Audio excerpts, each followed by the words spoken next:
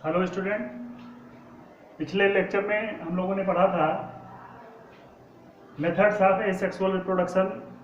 उनमें कुछ हम लोगों ने पढ़ा था, जैसे बाइनरी फिजन पढ़ा था, स्पोरिलेशन और बडिंग पढ़ा था।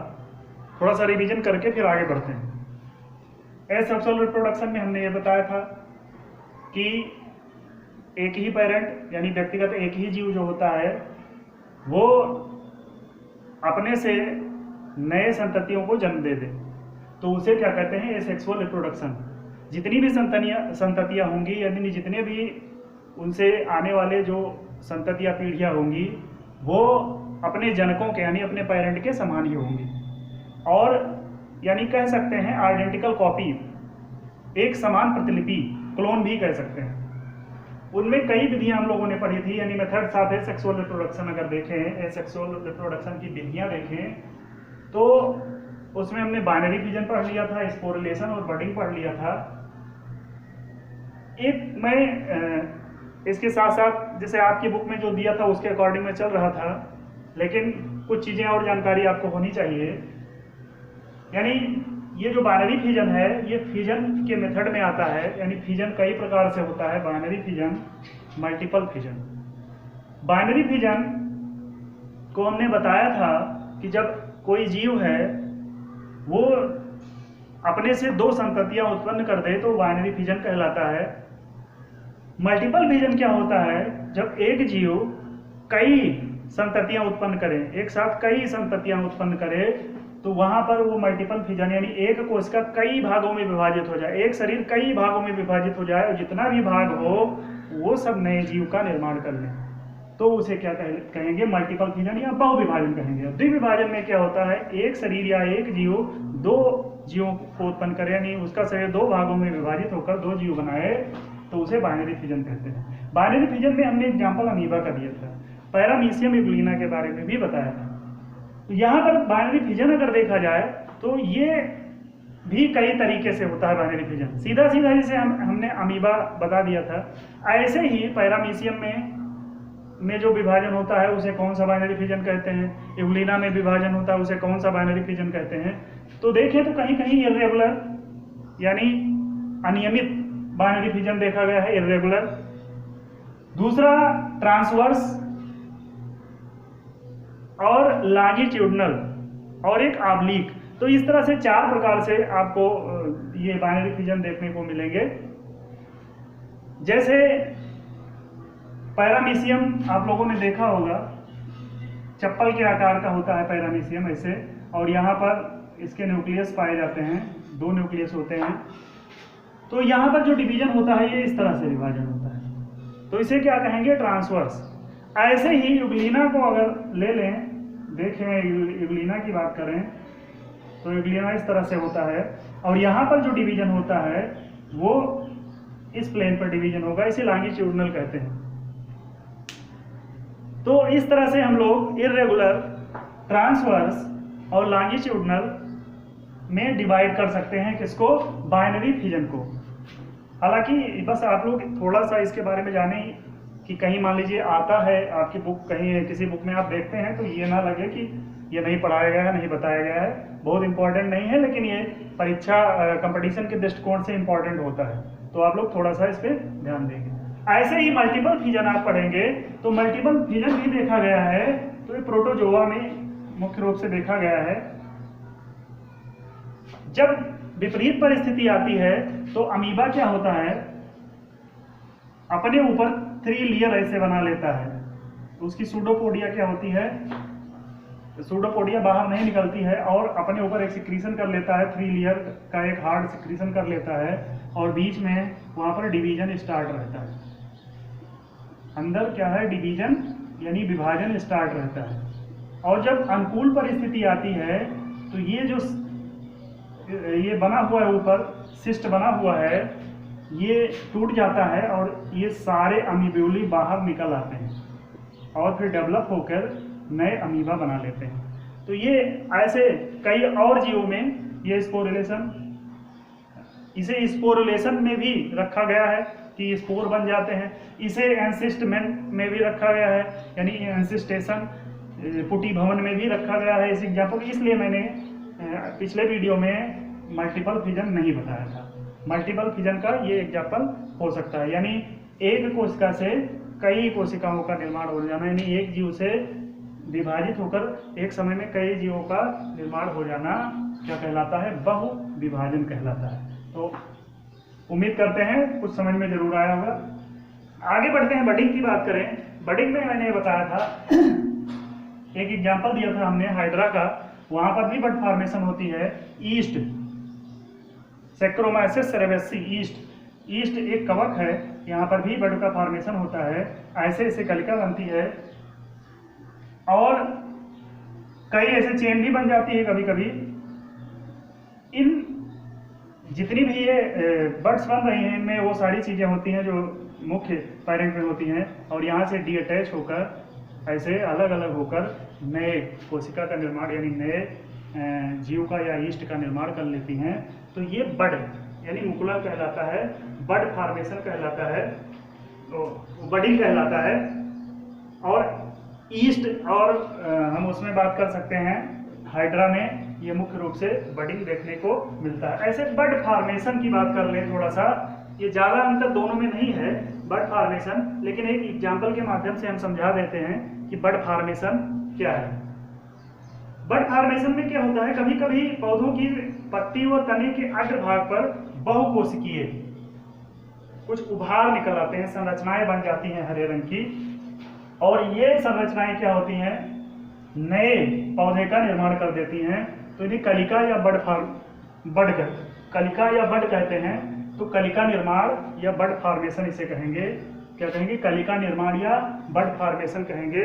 उदाहरण अगर लें तो उदाहरण में हम लोग फ्यूनेरिया, जिसे आप लोगों ने 11th में पढ़ा था, फ्यूनेरिया को मॉस भी कहते हैं। क्या कहते हैं? मॉस। क्या कहते हैं? मॉस। आप लोगों ने पढ़ा होगा मॉस, फ्यूनेरिया। तो फ्यूनेरिया में बड का फॉर्मेशन होता है। एक एग्जांपल हमने बता दिया, इसमें 8 से 12 सेल के करीब ऐसे निकल आती हैं और ये नए फ्यूनेरिया का निर्माण कर सकती हैं। तो इसे क्या कहते हैं? बड फॉर्मेशन। आगे जो अगला पॉइंट है जहां से अब हम लोगों को पढ़ना है,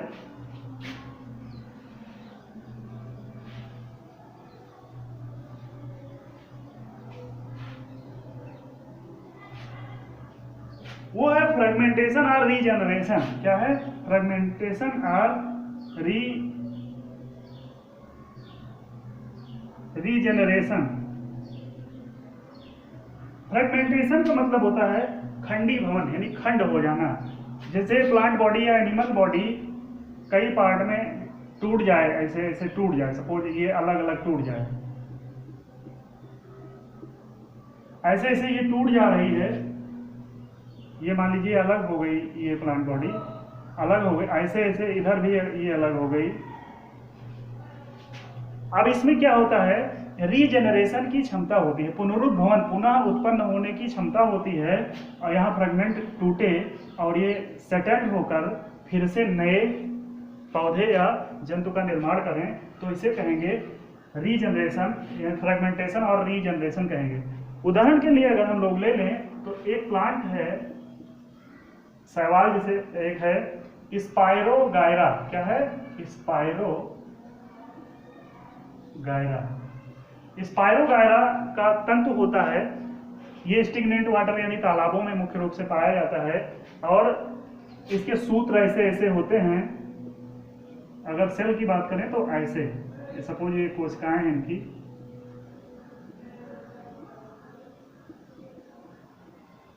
इस तरह के इनकी कोशिकाएं हैं।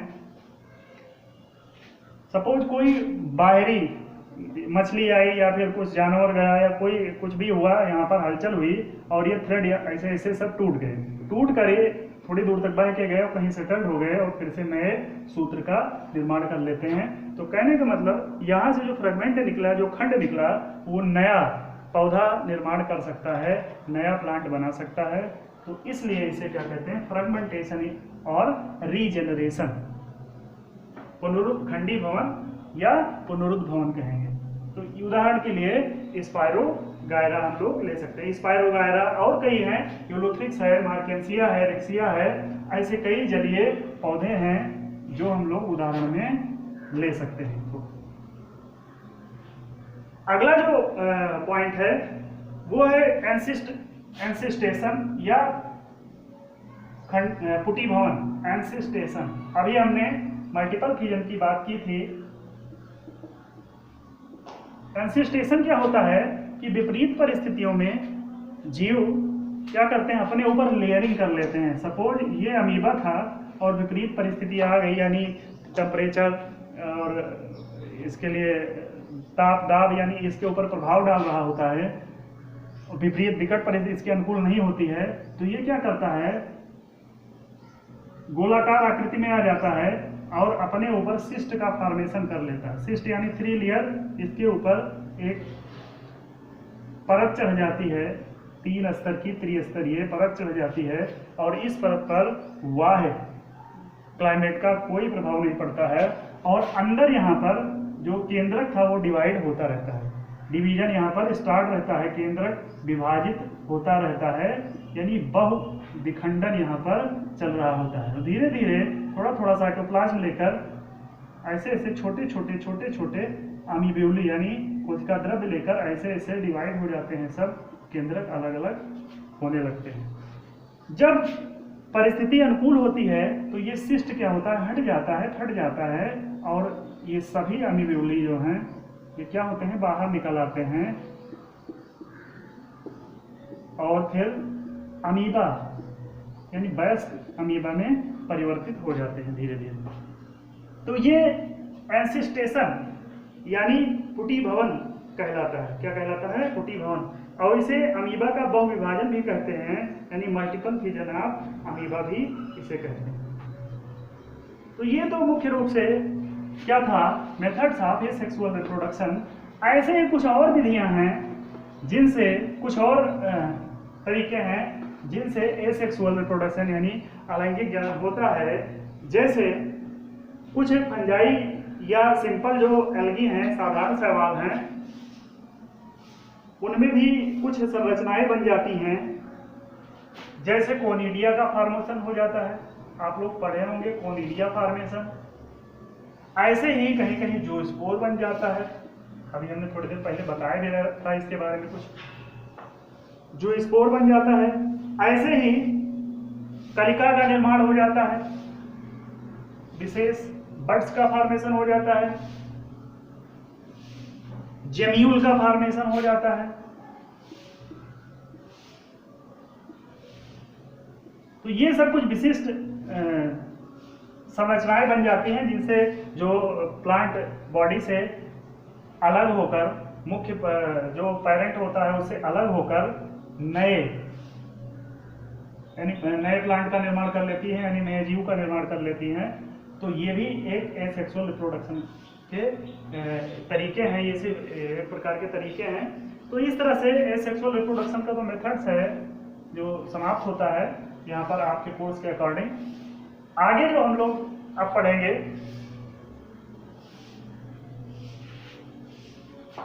वो है वेजिटेटिव प्रोपेगेशन।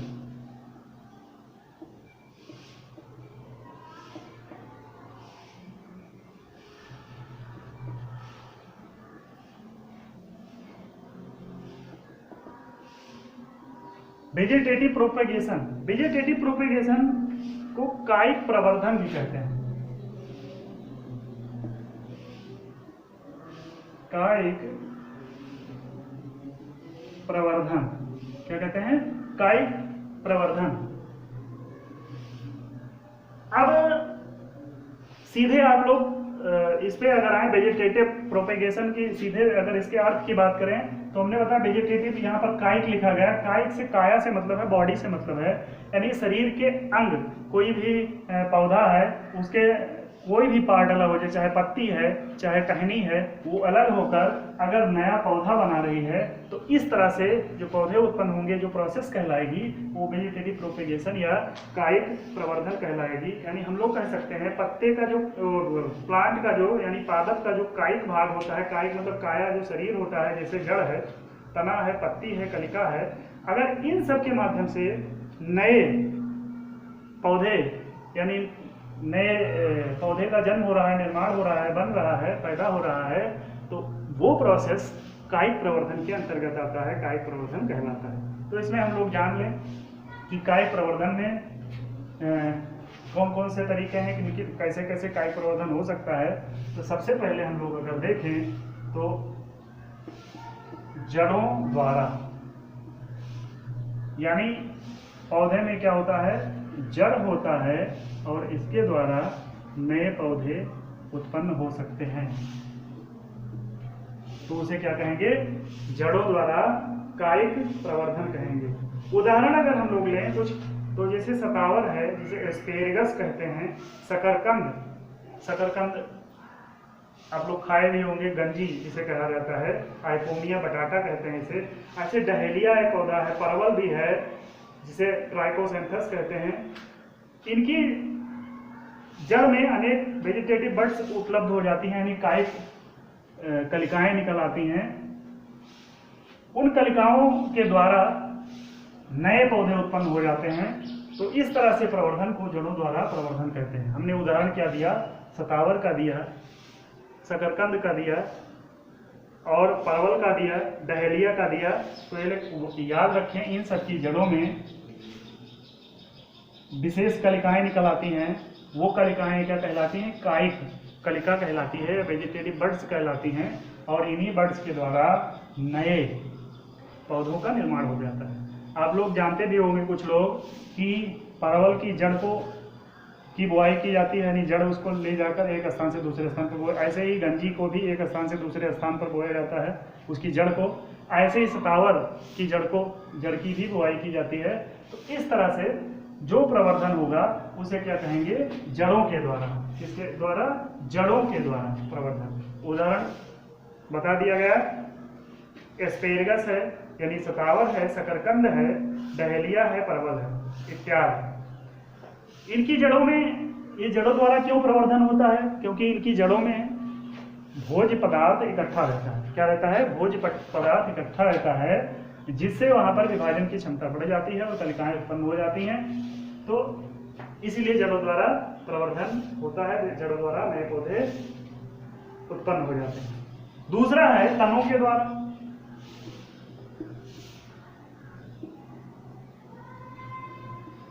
यानी बाई स्टेम,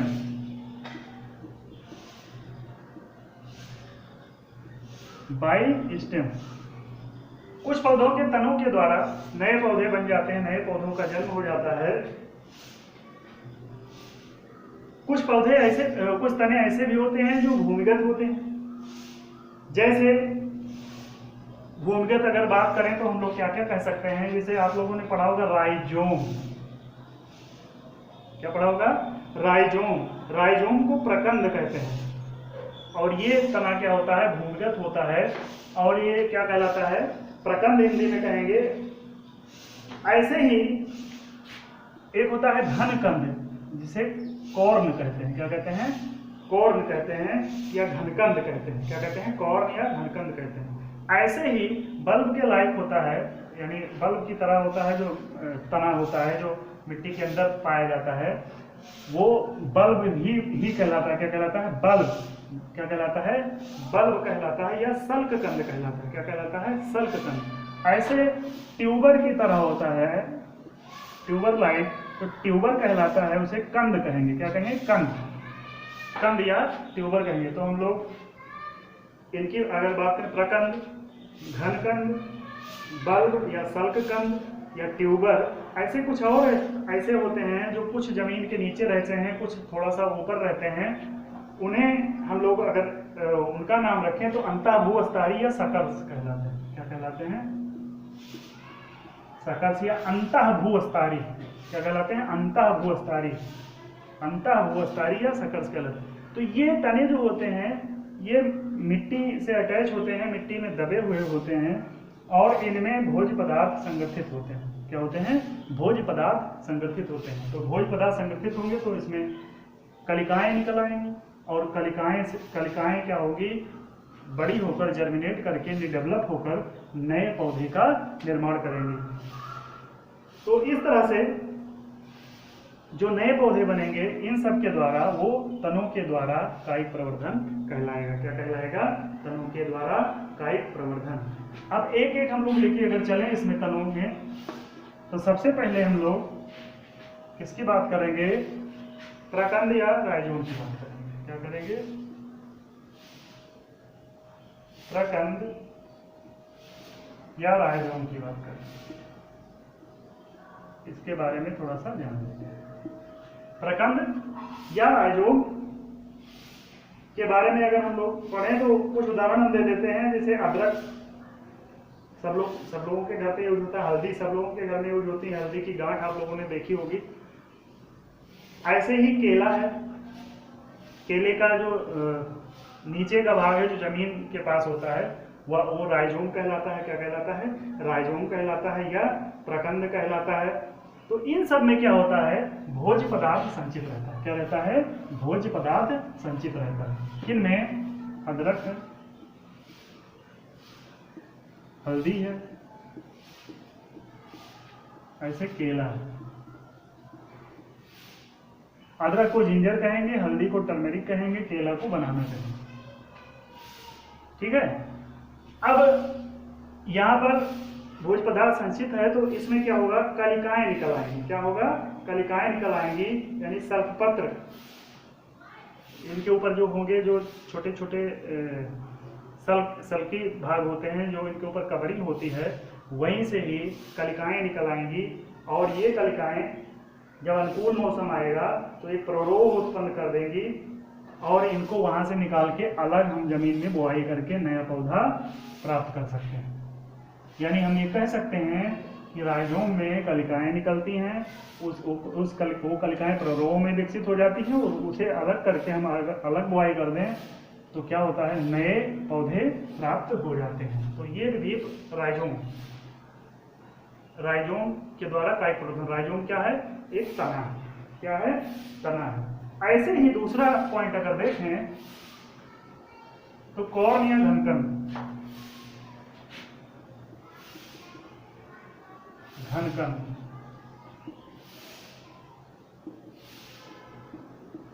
घनकंद की अगर बात करें तो ये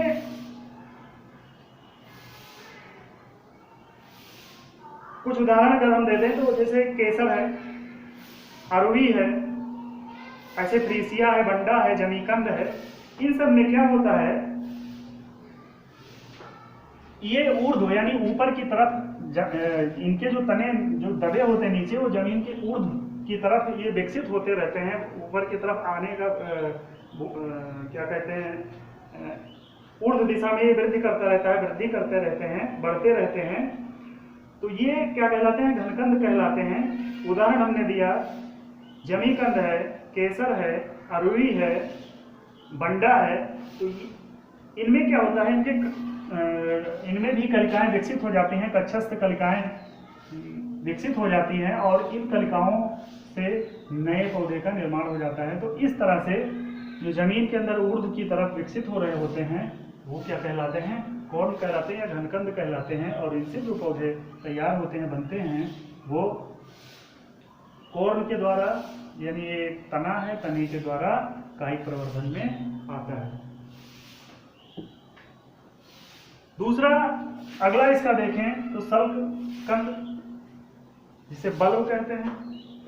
क्या कहते हैं? बल्ब या सल्ककंद कहते हैं।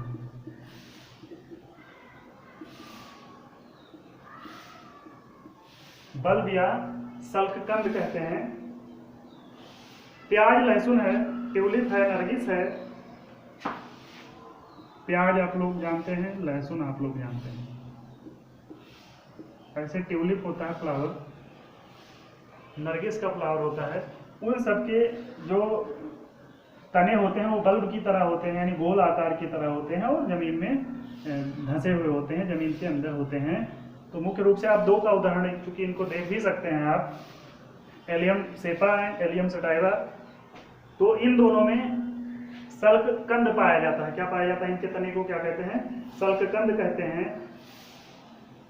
और यहीं पर खाद्य पदार्थ, इसके ऊपर जो सल्कपत्र लगे होते हैं उन्हीं में भोज्य पदार्थ इकट्ठा रहते हैं, जहाँ से पूरी तरह से जो कलिकाएं इसमें उत्पन्न होती हैं उनको पूर्ण रूप से पोषण मिल जाता है और इन्हीं कलिकाओं से नए पौधे बन जाते हैं। तो इस तरह से बल्ब के द्वारा वेजिटेशन हो सकता है, यानी नए पौधे जर्मिनेट हो सकते हैं, बन सकते हैं। तो ये एक तनों द्वारा कायिक प्रवर्धन में आता है। ये ऐसे ही ट्यूबर या कंद,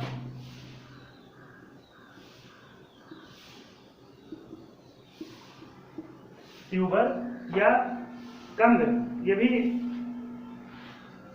तना ही है जो जमीन के अंदर पाया जाता है। उदाहरण के लिए हम लोग पोटैटो या आलू की बात करें, जिसमें खाद्य पदार्थ संचय होने के कारण यह गोल और मांसल मोटा हो जाता है और जगह जगह पे इस पे गड्ढे नोचेज बन जाते हैं। गड्ढे जैसे आलू ऐसे बन गए।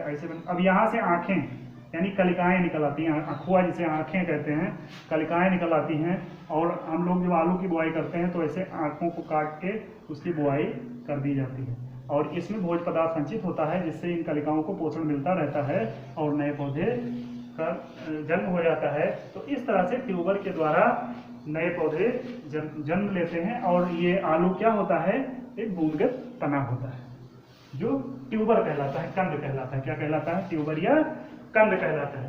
ऐसे ही उदाहरण अगर बात करें सकर्स या अंतःभूस्थारी की बात करें तो आप लोगों ने देखा होगा मेंथाल, जिसे पुदीना कहते हैं। क्या कहते हैं, पुदीना।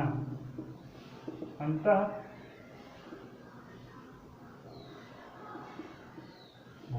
जिसे सकर्स कहेंगे। क्या कहेंगे, सकर्स।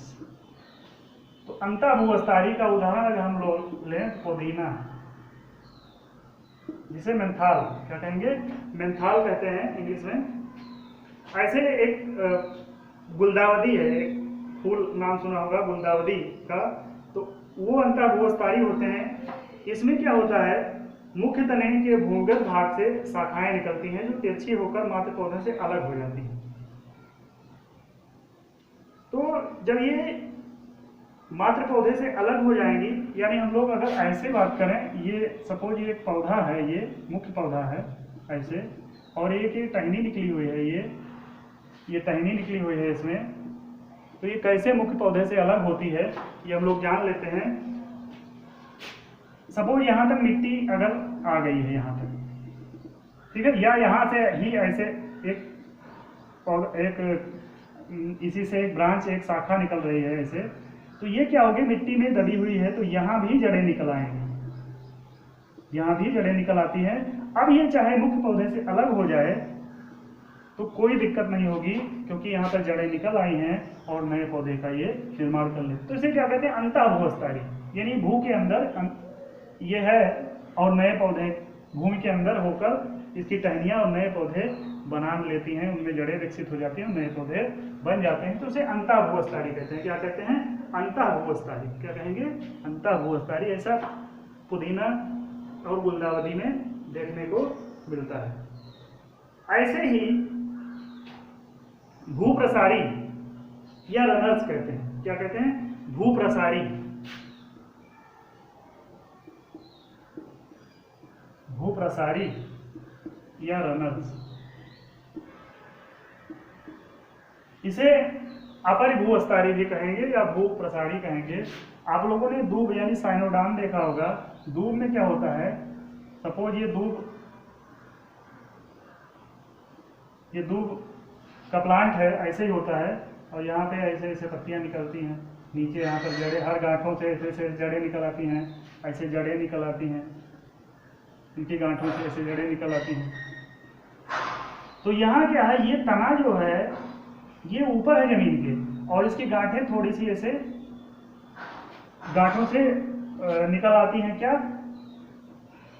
जड़ें निकल आती हैं। और ये जड़ें यहाँ से मिनरल्स और वाटर का एब्जॉर्प्शन करती हैं और प्लांट को प्रोवाइड कराती हैं। तो हर गांठ से लगभग जो जमीन से टच होती हैं जो गांठें, वहाँ से जड़ें निकल आती हैं।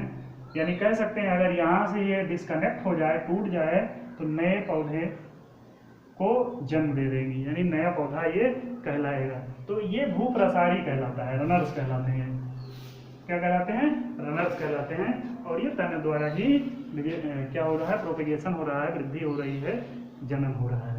तने के द्वारा। और इस तरह के तने को क्या कहते हैं? भूप्रसारी। क्या कहते हैं? भूप्रसारी। तो दूब में है खट्टी बूटी जिसे आर्गेलिस कहते हैं, या ब्राह्मी बूटी, या शकरकंद में भी कभी देखने को कुछ मिलता है ये।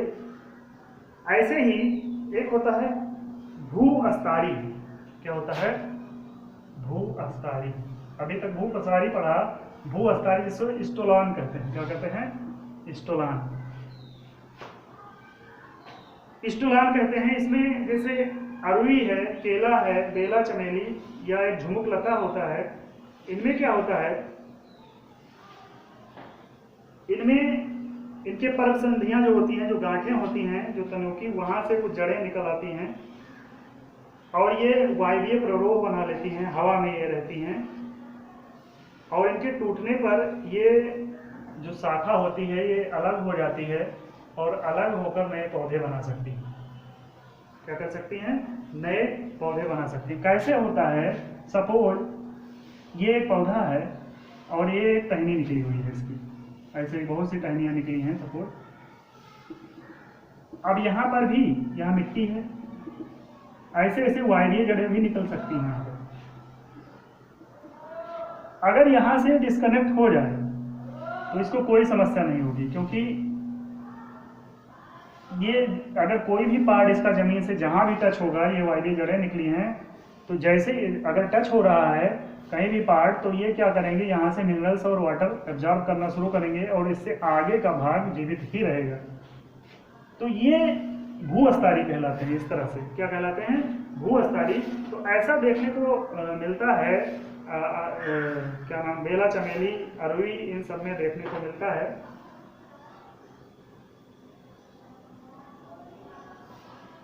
तो इस तरह से अगर हम देखें तो ये तनों के द्वारा ये प्रोपेगेशन जो तरीका था, यानी कितने प्रकार के तने हो सकते हैं, भूमिगत तने, उनको क्या कहते हैं, तो उनके द्वारा था। एक और है ऑफसेट जिसे कहते हैं, एक और है ऑफसेट कहते हैं, या भूअस्तारिका या भूप्रसारिका कहते हैं।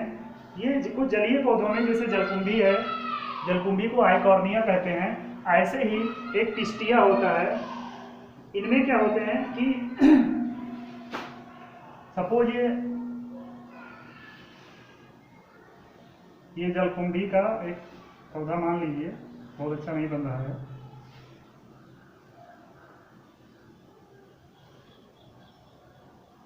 तो जलकुंभी में क्या होता है? नीचे का ऐसे सोइलन पार्ट, फूला हुआ भाग होता है। ये अगर पत्ती ये मान लें, ये पत्ती का भाग मान लें, तो यहाँ पर ऐसे जड़ें निकली होती है। ये ऐसे ऐसे फिर एक पार्ट और निकला हुआ होता है, यहाँ भी वही भाग, और एक सोइलन पार्ट, फिर ऐसे ऐसे जड़ें, फिर यहाँ भी, यानी ऐसे ऐसे जुड़ाव होता है। तो कहने का मतलब ये जो भाग होता है ये ऑफसेट कहलाता है। क्या कहलाता है? ऑफसेट। क्या कहलाता है?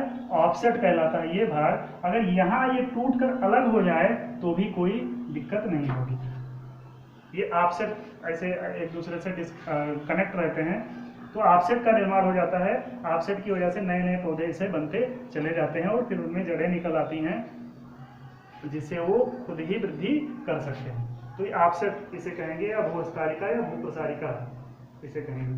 तो ये जलकुंभी और टिस्टिया में देखने को मिलता है, जलीय पौधों में देखने को मिलता है। इसके बारे में थोड़ा सा बता दें कि बंगाल का आतंक इसे कहा गया था, टेरर ऑफ बंगाल, आइकॉर्निया को, यानी वाटर हैसेंथ कहा जाता है इसे, क्योंकि ये जहाँ भी पहुँच जाता है अपनी वृद्धि इतनी तेजी से करता है कि उस तालाब या झील के ऊपर पूरी तरह से जलकुंभी ही जलकुंभी हो जाएगा, यानी ये आइकॉर्निया पूरा फैल जाएगा, जिससे वहाँ का जो जलीय जीवन है वो खतरे में पड़ जाता है।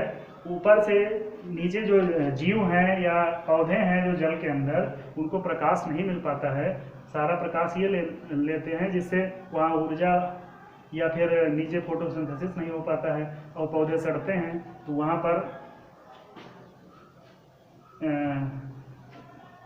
पौधे सड़ने के बाद में वहाँ पर प्रदूषण कह सकते हैं हो सकता है, या फिर वहाँ पर ऑर्गेनिक मैटर ज़्यादा बढ़ जाते हैं, जिससे दूसरे जीव प्रभावित होने लगते हैं।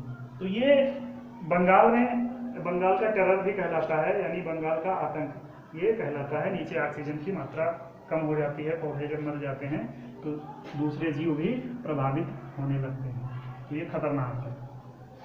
तो इस तरह से आज के वीडियो में बस इतना ही, और आगे हम लोग पत्रकलिकाओं द्वारा यानी जो आगे का पार्ट पढ़ेंगे वो लीफ के द्वारा कैसे प्रोपेगेशन होता है उसके बारे में स्टडी